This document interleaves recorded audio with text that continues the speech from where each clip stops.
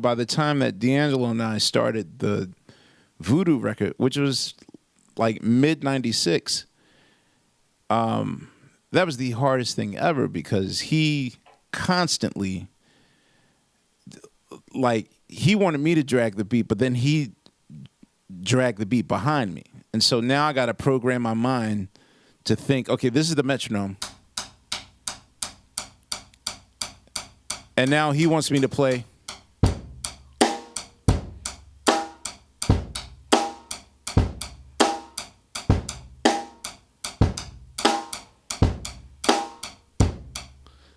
Which is, I started having issues. Like, well, what if other drummers, like the musician community, is going to laugh at me? And he's like, nah, man, trust me. Like, use the Force. He's used all these Star Wars analogies with me. Like, use the Force, man. And I'd never seen Star Wars, so. Well, then how many hours do you think, or how long did it take to kind of undo, your essentially your entire life's training? I will say that it took from 96 to 99. That was probably the most drumming that I've ever done in a studio setting. So you're talking about spending months at Electric Lady Studios. Studio A was D'Angelo's studio. But because he's notoriously a night person, he wouldn't even get to the studio till like 6 p.m.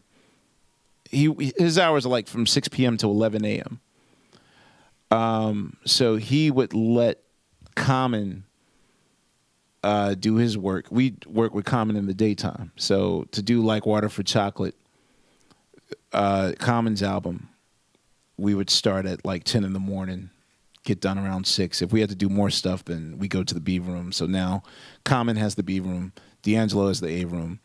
And then in the C room, it would be like accessory stuff. If I got to do Nick Acosta's record or Bilal's record or Erica, her album, Most Quali, everyone would use the C floor. So at one point, we just had that entire studio on lockdown, and everybody was just going into each other's sessions, doing stuff. And so just during that whole time period is how I managed to turn like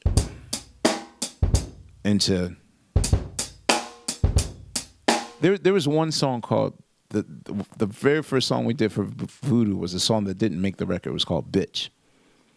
And he's like, look, man, like, this is he told me to play the track as he demoed it, which was like,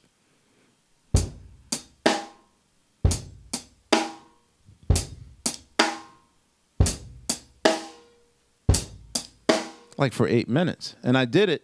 And then he was like, no, man, I want you to do it drunker than that. And so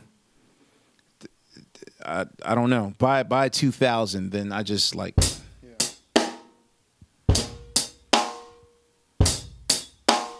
Which sounds crazy now, but, and contextualized in the music that he was creating, it makes sense. But you're saying, though, that Dilla, he influenced, your style in terms of dragging the beat, but then D'Angelo had that concept independently of that as well, and he did. If you listen to "Dreamin' Eyes of Mine" on Brown Sugar, it was more of an accident. Like I'll say with D'Angelo and with the RZA as well. It was more like a happy accident. Like, oh, well, that's hip-hop. I'll just leave that glitch in there. Right. But you think like, oh, man, you purposely did that. Dilla's a cat that I know that actually, like, programmed his drums with no quantize. He would turn the quantize off and make it imperfect. In the case of D'Angelo, like a song like Dreamin' Eyes of Mine, like, that's the first time I ever heard, like, that whole...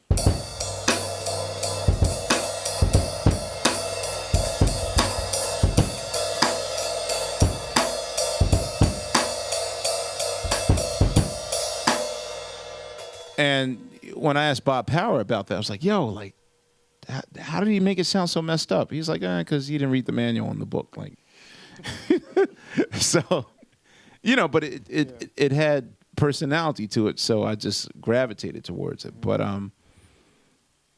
no, those two were definitely like-minded. It's not like they were together or D'Angelo knew about Dilla's shit or the opposite. Yeah.